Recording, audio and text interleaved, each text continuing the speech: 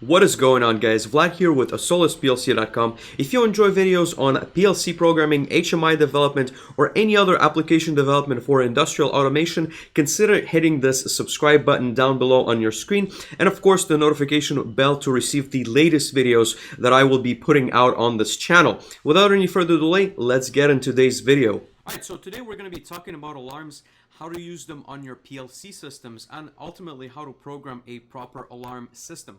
So here I have a blank program. There's absolutely nothing in it. It's written in RSLogix 500, but this reapplies to any other programming language for PLCs. We're going to do it in ladder logic. So what I'm going to start off with is, first of all, I'm going to create a separate routine which will contain all the alarms. That way it's easy for somebody who's coming in behind me to see what's going on and essentially troubleshoot the alarms.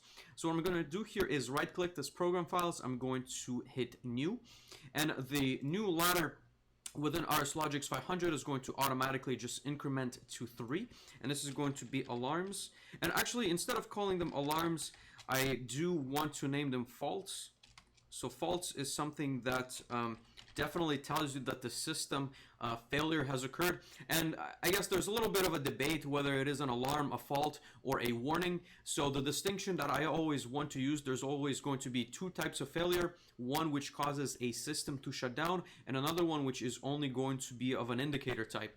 And essentially the way I've done this in my own systems, it's going to be faults which shut down the system, and then you're going to have warnings which are only used to essentially let the operator know that something's not running well.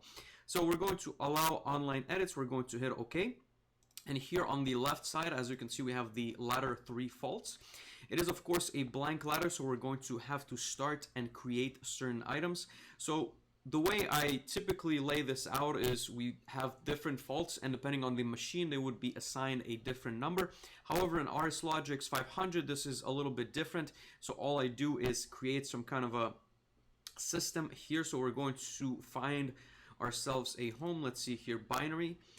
We don't have enough tags, so what I'm going to do is expand this. I'm going to right click and create this, click on this properties, and instead of having one element, we're going to make that 100. Hit on OK. We can double click this, and as you can see, it has created a whole lot of binary bits for us to use. So these are going to be internal bits for the PLC. And of course, alarms are only going to reside within the PLC, but they are going to trigger certain items, as we will see soon. So let's start off with the alarm. So this is going to be not an XIC, it's going to be an OTE instruction. So that's going to be the alarm here. And instead of using, the first bits, I definitely do recommend that you create some kind of a range for your alarms. So instead of starting at 0, I'm going to go all the way to 50, and this is going to be 50.0. I'm going to Control C, Control V this in, so copy paste this in. And this is going to be my first alarm. What I typically like to do is complete the entire rung before I proceed to copy pasting, because as you will see, we'll have a couple of different bits here. So I'm also going to branch around this empty rung here. I'm going to Control C, Control V this in. In RSLogix 5000 or Studio 5000, you can double click to change the instruction. Here we're going to change instruction type. It's going to be an XIC. The reason why I'm doing this is because once the alarm or the fault is latched in, I want it to stay latched in until a acknowledgement button is pushed. Typically that would be a reset button, and that way I know exactly which alarms have been latched in and they stay on until they have been reset. Now there's going to be a couple of more things here. So here, of course, where I have this blank, this is going to be a condition. So this is the condition which will initiate the triggering of your alarm. So here I'm going to find, let's say, so this is going to be an input, and we're just going to pick something arbitrary. But for example, this is, let's say you have some kind of a meter which has a high alarm. So we're going to just give it a description. So this is going to be temp high. And of course, this can be tied into an input. This can be also a calculation. I'm going to demonstrate that a little bit further down. I'm going to copy this in. And this, of course, is going to be an XIC. Let's see, so temperature high, this alarm triggers. And usually for this, I would recommend that you give very good descriptions. So I'm going to right click this, and I'm going to edit the description. And here I'm going to fault fault 001. I typically give it a lot more flexibility, so in case if somebody wants to add faults, they have the possibility to use the numbering system. So fault 001, this is going to be, I don't know, tank 1 high temp alarm, and usually you'd use the same description on your HMI system. That way it's very intuitive what's going on the HMI and what's going on the PLC, and you can essentially reuse the same description that you've put in. And here we're going to also have a examine if open.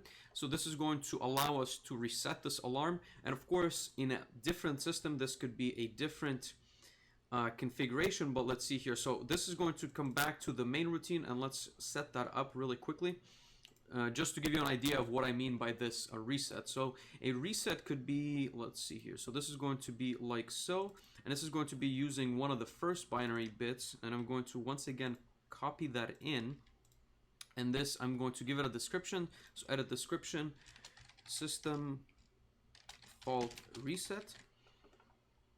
Okay, and this is going to have two separate triggers. So again, separate triggers should in your head trigger the intuition of you know, this kind of branch system where you have two different conditions which might be true. So I'm going to put those in like so. So the first one is going to be a fault reset button. So once again, this is going to be an input. Let's just pick this input 01.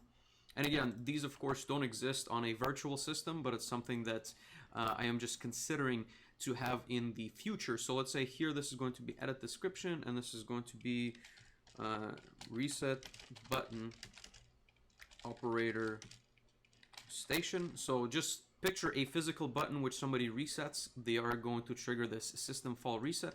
And of course you might have different buttons. So let's say there's like an input 2 where it's, instead of being operator station, this is going to be, sorry, I'm using some of the shortcuts from RSLogix 5000, so it's a little bit different here. So edit description, and this is going to be operator, instead of being station, this is an HMI, so this is somewhere else in your plant, and that's coming from a different input. And here we have, actually no, on the HMI is going to have its own operator station 2. And here, this is a physical button because you see that's an input 02. And last but not least, we're going to have an HMI button which is going to be tied into Factory Talk View Studio or any other program, and that's going to allow us to reset that as well. So I'm going to change that to B301. And what I'm going to do here is, of course, edit description. So reset button HMI. And this is going to be, like I said, a virtual button. That's why it's an internal bit, which we can toggle through Factory Talk View Studio. And this is giving us this system fault reset. So I'm going to copy this in, go back into the faults routine, and I'm going to put this in. So essentially, when somebody hits either one of those reset buttons, either on the operator stations or on the HMI, the tank 1 high temp alarm will reset. And of course, we're going to monitor that as well. So now I can confidently copy this structure, and I'm going to create 5 distinct alarms. So we have temperature high, and so we're going to be changing this every single time. So there's going to be a 1, a 2, a 3. And while I'm doing that, I guess I want to explain also that in a lot of my systems, when I do an actual design, I do want to space out the different alarms. So for example, if I have alarms in a certain area, then I'm going to, you know, do this 50-0 to maybe, you know, 10 different alarms, and then give a buffer of 10 in case somebody wants to add in that room, and then I'd start with the next room at 70, for example. So there's just some thought that was put into that. So of course, these are going to be different. So this is pressure. Actually, no, we can't change the description of the same tag. Instead, we're going to go... so this can be triggered by different scenarios. So let's do this, for example. So we're going to change this instruction type, and this is going to be a GRT. So a GRT instruction, of course, allows us to compare a certain value to something else. And we're going to just use this, let's say this float. We have a... Let's edit this as well and add some more floats. Right-click. We can do properties, and then we're going to have, let's say 10. Well, let's make that 30 floats, just so we can play with them down the road. And I'm going to copy the first one over, copy this in. So when this float becomes greater than, let's say 100, which again, this is just an arbitrary number, but so right now it's 0, 0, everything's good. So when this float becomes greater than 100, which is, like I said, just let's say some kind of a pressure point, and we can give this a description. Let's see here. Description, tank pressure. So when the tank pressure exceeds 100, I don't know, bars, kPAs, whatever you want to call it, then a different alarm is going to be triggered. And once again, what I do is I copy this description. I'm going to change the description here. I'm going to paste this in. And now this becomes fault 02, tank 1, high pressure alarm. And I'm going to copy this, and then I'm going to, of course, this needs to change as well. So this is going to go here. So high pressure alarm, once again, it is triggered by a different condition, but it does come back to a fault number 2, sorry. Then you'd have fault number 3. So let's just come up with some random faults. The same issue with the trigger. So fault 3 is going to be tank 1, let's say low pressure. So you have some kind of a process where the low pressure is going to cause an issue, and we're going to change this to a 2. And here we're going to make that a less instruction, LES. So when the same tank pressure is below, I don't know, minus 20, for example, then we're going to trigger the second fault. And let's make these essentially faults which can never trigger. So I'm going to demonstrate how to create an AFI. So an AFI is essentially a bit which is never true. And for example, we're going to use these for future alarms, and let's give them that description. So I'm going to Control C, and then I keep using the description editor shortcut from RSLogix 5000. So this is going to be 4 unused. So unused, I usually create these for future faults, because a lot of times when you're doing initial design, you don't necessarily know all the faults that you're going to need in your machine. So you do want to kind of make some space for that. So it's also going to be reset by a system fault. This could be the same tag as there. Of course, this is now going to be obsolete, but what I'm going to do here is pick the next tag over that we haven't used. I believe we have used this one. Let me just double check, cross-reference. No, we have not used this tag, and this is going to be my AFI bit.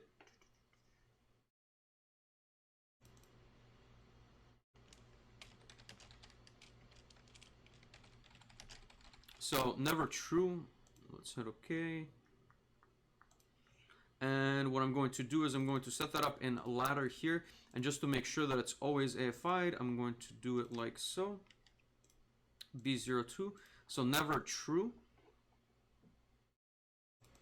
And it's going to come back from some other random bit, which is B03. Let's see here. So essentially the way this logic works is it never allows that bit to be true, and the way you want to protect against this, so if you just use this bit in your program, then somebody can come in and toggle it, but this way you really can't toggle unless you mess with this logic over here. So we're going to change this description, never true bit, and even if you toggle this, then you can never make this true. So in any case, we're going to go back into the faults, and this is going to be here.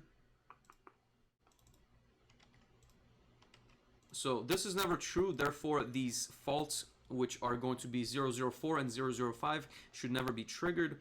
That looks pretty good. Let's see if we can verify, and everything looks good. So of course we're not going to see these tank pressures, but we are going to see latching in of these other faults. And here what you definitely want to do is, once you have a system running rung, which I've explained in some of the other tutorials, you do want to add all of your faults. And you can do so by the different bits. So of course you can daisy chain them, and combine them in a similar area. But the way I typically do this is I also create some kind of a system that would display not only individual faults, but I can combine them into an area. So for example, here I would use at the end of the area, I would use a whole lot of these faults into a combination. So let's see here. So change instruction type. This is going to be an XIC, and I'm going to copy paste that in. And so 0, 1, 2, 3, 4. So the 4 bits, as you can see, all the faults 0, 1, 2, 3, 4, and 5. And here what I'm going to do is I'm going to assign this an extra fault, which is going to combine the area. So here it's going to be 5. And let's call this area, since we use tank 1, this is going to be kind of a high level fault, which is going to fault out the system. That way you don't have to have the structure all over the place. So this is going to be, let's do here, change the description. Tank 1 faulted. So this is definitely telling us that the tank is faulted, and of course we can save this. We can save this program, and let's see here, we're going to go into a different, we're going to go on the desktop, we're going to go into this development Solus PLC software and ML box. We're going to save this here. What I'm going to also show you is we're going to run this on our emulator. So I'm going to type in here emulate, and we should find RSLogix emulate 500. That's going to give us an error, but that's fine. File, open. We're going to find the program, or navigate to the program that we were just in. Let's see here. Solus PLC soft box. Must be compiled. Oh, it's because I only compiled the first array. Let's see here. No instructions, so we're just going to delete this rung. Perfect, that looks good. Compile everything. Okay, let's save the program once again. Reopen emulate. So here we can do open ML box, main file station. Let's see here. Okay, run, and now we can go online with the PLC. So let's see here, go online. Actually, I think I should have just used the tool so we can communicate faster. It should fault out in just a second here, and then we should be able to try that once again. The reason being is that if you try to go online, it's going to try and connect to a PLC which doesn't exist. So you have to specify that through the comms and of course RSLinx, and hopefully RSLinx launches. And okay, there you go. So it didn't fault out, it actually found the right PLC. And as you can see, we have the faults set up. So this is the main routine. Let's go to the faults. We have the faults which can be triggered. So here, for example, if you toggle this bit, if we toggle this bit, we should be, let's see here. Yeah, we should be able to force the ladder 3. I believe I didn't link that back. So let's go back offline. We didn't make any changes, but I'm not sure why it's trying to save. Let's go back offline, and I believe we do need to include a JSR. Let's see here.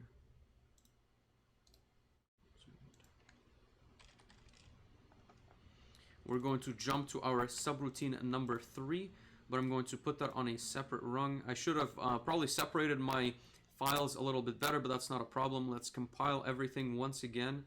We're going to save the program once again. We're going to halt. We're going to file. File open.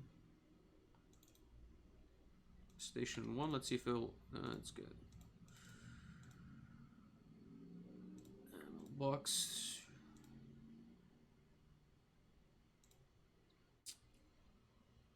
Close. Okay, close. File open. ML box. Station 1. Okay, we're going to run this once again, and then we should be able to go online with that PLC. Let's go try that again. Go online. So that's immediate this time.